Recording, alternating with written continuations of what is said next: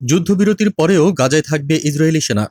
যুদ্ধবিরতির আহ্বান এসেছে, অস্ত্র কিছুক্ষণের জন্য নীরব। তবে কি থেমেছে আগ্রাসন?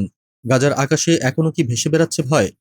আজকের আলোচনায় থাকছে যুদ্ধবিরতির পরেও কেন গাজায় অবস্থান করবে ইসরায়েলি সেনারা। গাজা ভূখণ্ডে চলমান সংঘাত ও মানবিক সংকটের মাঝে এসেছে একটি অস্থায়ী যুদ্ধবিরতির ঘোষণা। যদিও এতে স্বস্তির নিঃশ্বাস ফেলেছে অনেক পরিবার, তবে ইসরায়েলি কর্তৃপক্ষের সাম্প্রতিক বিবৃতি আরও একবার প্রশ্নের মুখে ফেলেছে এই বিরতির প্রকৃত উদ্দেশ্য।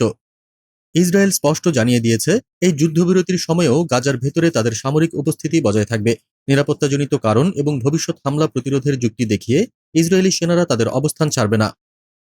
এই ধরনের বিরতিকে পুরোপুরি যুদ্ধবিরতি বলা যায় না। এটি যেন আগুন নিভে যাওয়ার আগেই ছাইয়ের নিচে গচ্ছিত জ্বলন্ত কয়লার মতো, যে কোনো সময় তা আবার জ্বলে উঠতে পারে।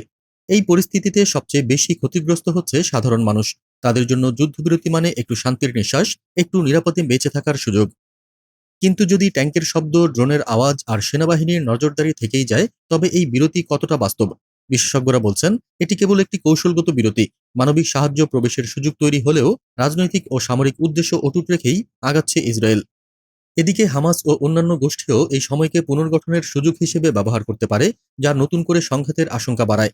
গাজা আজ একটি যুদ্ধবিধ্বস্ত ভূমি, যেখানে মৃত্যু আর ধ্বংস ছড়িয়ে পড়েছে প্রতিটি অলিগলিতে। যুদ্ধবিরতি একটি স্বস্তির বার্তা হলেও ইসরায়েলি সেনাদের উপস্থিতি এই বার্তাকে প্রশ্নবিদ্ধ করছে। সেই প্রশ্ন থেকেই যায়, এই বিরতি কি শান্তির সূচনা, নাকি আরও একটি পরিকল্পিত যুদ্ধের বিরতি মাত্র?